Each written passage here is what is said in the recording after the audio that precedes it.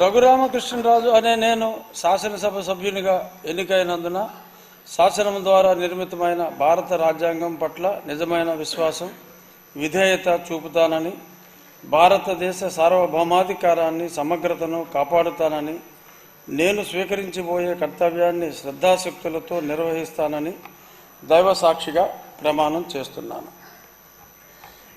ఆంధ్రప్రదేశ్ శాసనసభ సభ్యుడనైన కనుమూరు రఘురామకృష్ణరాజు అనే నేను సభ నియమాలకు కట్టుబడి ఉంటానని, వాటిని అనుసరిస్తానని, సభా మర్యాదలను పాటిస్తానని, సాంప్రదాయాలను గౌరవిస్తానని దైవ సాక్షిగా ప్రమాణం చేస్తున్నాను.